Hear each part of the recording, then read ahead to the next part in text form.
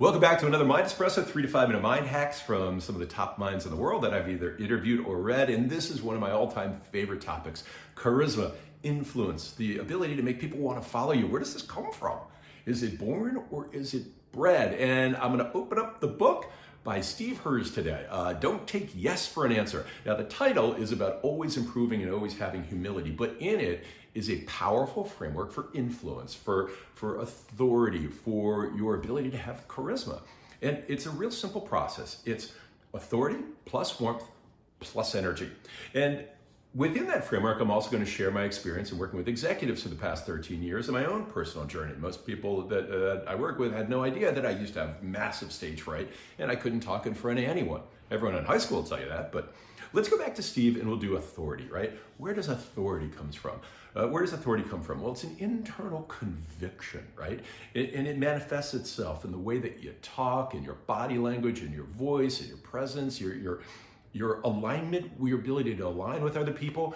And ultimately, Steve says, a bit of detachment. In other words, I don't care what you think of me. I care about the topic, but I don't care as much of what you think about me, right? Because I'm worried about myself. I'm probably not going to be thinking about you in the right way, and my authority will diminish.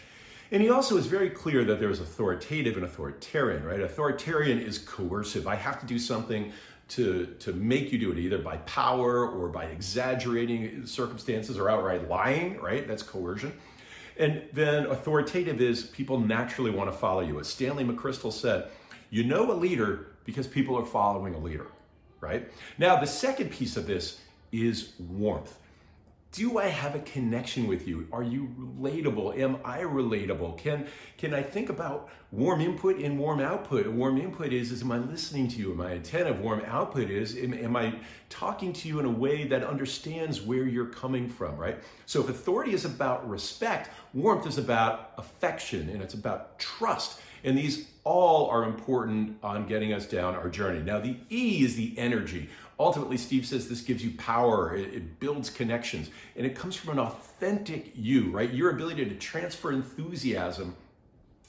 And that comes from focusing on something bigger than you, right? And, he talks about people who are catalysts between people. Why? Because they care, right? They care about something bigger and greater. So energy is about getting people ultimately to follow you. So authority, respect, warmth is trust and affection, and energy is about getting people to follow you.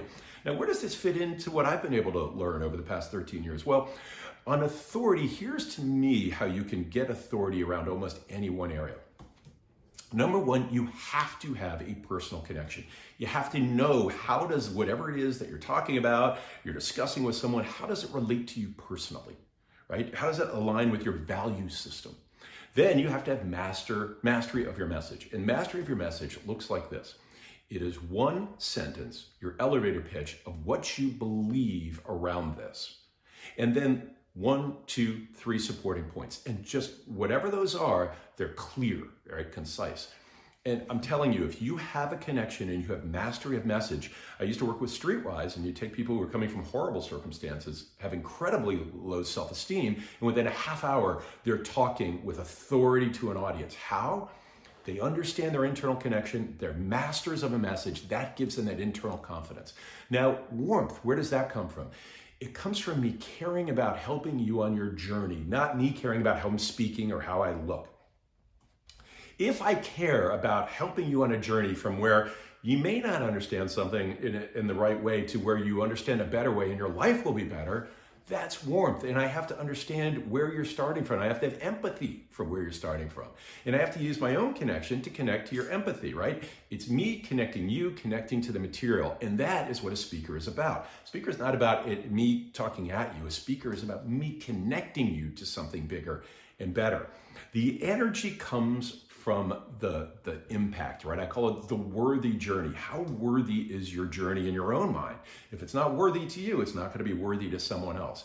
But when it's worthy to you, you will have natural energy, right? To move someone from here to here is a powerful thing to experience, and you bring with it natural energy. Now, that may not show itself up in pacing, but it's a natural sort of aura, right? That comes around you when you have mastery, you have the authority. I care about you, and I really care about taking you on this worthy journey.